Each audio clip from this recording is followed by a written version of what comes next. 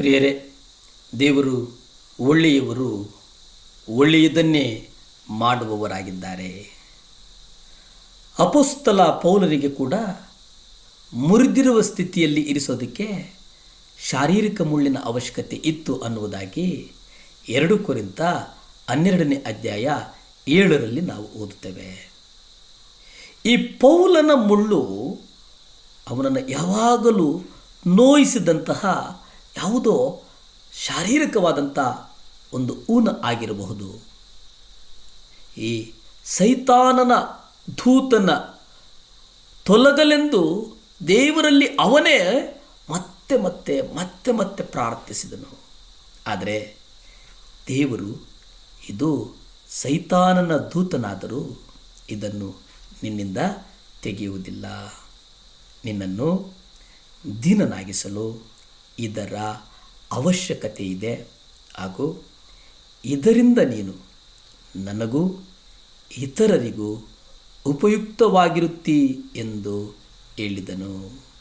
ದೇವರು ಯಾಕೋಬನು ಸೊಂಟ ಮುರಿದ ನಂತರ, ಸರಿ, ನನ್ನ ಕೆಲಸವನ್ನು ಮಾಡಿದ್ದೇನೆ, ನನ್ನನ್ನು ಹೋಗಲು ಬಿಡು, ನಿನಗೆ ನಾನೆಂದೂ ಬೇಕಾಗಿರಲಿಲ್ಲ, ನಿನಗೆ ಬೇಕಾದಿದ್ದು ಹಣ ಮತ್ತು ಹೆಣ್ಣು ಎಂಬುದಾಗಿ ಹೇಳ್ತಾನೆ.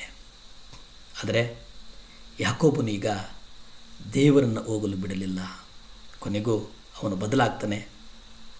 ಹೆಣ್ಣು ಮತ್ತು ಅಭಿವೃದ್ಧಿಯನ್ನು ಮಾತ್ರ ಹಿಡಿಯಲು ತನ್ನ ಜೀವನವನ್ನು ಕಳೆದ ಈ ಮನುಷ್ಯ ಈಗ ದೇವರನ್ನು ಹಿಡಿದು, ನೀನು ನನ್ನನ್ನು ಆಶೀರ್ವದಿಸುವ ಹೊರತು ನಿನ್ನನ್ನು ಹೋಗಲು ಬಿಡುವುದಿಲ್ಲ ಎಂಬುದಾಗಿ ಹೇಳ್ತಾನೆ.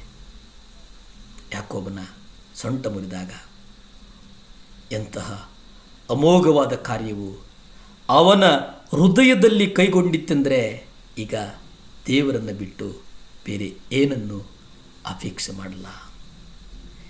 ದೇವರೇ, ನನ್ನನ್ನು ನೀನು ಆಶೀರ್ವದಿಸದೆ ಹೊರತು ನಾನು ನಿನ್ನನ್ನು ಹೋಗುವುದಕ್ಕೆ ಬಿಡುವುದಿಲ್ಲ ಅನ್ನುವಂತಹ ಒಂದು ಬಲವಾದಂಥ, ಒಂದು ನಿಶ್ಚಳವಾದಂಥ, ಒಂದು ನಂಬಿಕೆಯಾದಂಥ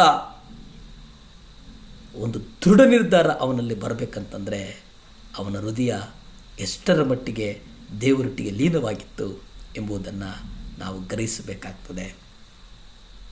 ಒಂದು ಹಳೆಯ ಹೇಳಿಕೆಯಂತೆ, ನಿನ್ನಲ್ಲಿ ದೇವರನ್ನು ಬಿಟ್ಟು ಬೇರೇನು ಉಳಿಯುತ್ತಿದ್ದಾಗ ನಿನಗೆ ದೇವರು ಸಾಕೆನಿಸುವುದು, ಇದು ಸತ್ಯ. ಆಗ ದೇವರು ವಿಚಾರಿಸ್ತಾನೆ, ನಿನ್ನ ಹೆಸರೇನು? ಯಾಕೋಬನು ಹೇಳ್ತಾನೆ, ನನ್ನ ಹೆಸರು ಯಾಕೋಬ, ನನ್ನ ಹೆಸರು ಯಾಕೋಬ ಎಂಬುದಾಗಿ ಉತ್ತರಿಸ್ತಾನೆ. ಯಾಕೋಬ ಅಂತಂದರೆ ಏನು? ಯಾಕೋಬ ಅಂತಂದರೆ ಅದು ಮೋಸಗಾರ ಎಂಬುದಾಗಿದೆ. ಕೊನೆಯದಾಗಿ ಯಾಕೋಬನು ತಾನು ಮೋಸಗಾರನೆಂದು ಒಪ್ಪಿಸಿಕೊಳ್ತಾನೆ. ನೀನು ಮೋಸಗಾರನೋ, ನೀನು ಒಬ್ಬ ಆತ್ಮಿಕ ಮನುಷ್ಯನೆಂದು ಹೇಳ್ಕೊಳ್ತಾ ಮೋಸ ಮಾಡುತ್ತಿರುವೆಯಾ? ಹಾಗಿದ್ದರೆ ಇಂದು ದೇವರ ಮುಂದೆ ಪ್ರಾಮಾಣಿಕವಾಗಿ ನಾನೊಬ್ಬ ಕಪಟಿ ಎಂದು ಹೇಳ್ಕೊಳ್ತೀಯಾ?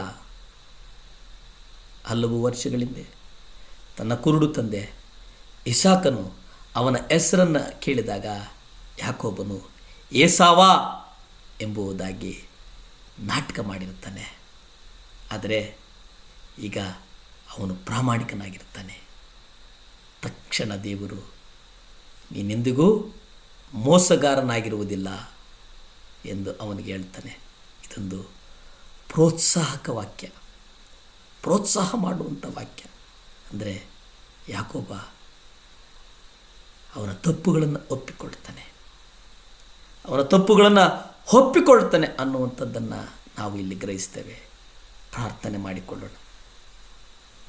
ಭೂಮಿ ಆಕಾಶಗಳನ್ನು ಉಂಟು ಮಾಡಿದಂಥ ಸರ್ವಶಕ್ತನೇ ಸ್ತೋತ್ರಪ್ಪ ದೇವರೇ.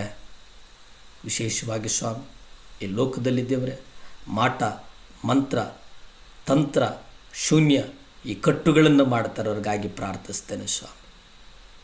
ಸಹಾಯ ಮಾಡು ದೇವರೇ. ಅವರ ಹೃದಯಗಳನ್ನು ಪರಿವರ್ತಿಸು. ಕಲ್ಲಾದ ಹೃದಯಗಳ ಮೇಲೆ ಯೇಸಪ್ಪ ನಿಮ್ಮ ರಕ್ತ ಚೆಲ್ಲಲ್ಪಡು ಸ್ವಾಮಿ. ಇಸ್ರಾಯೇಲರು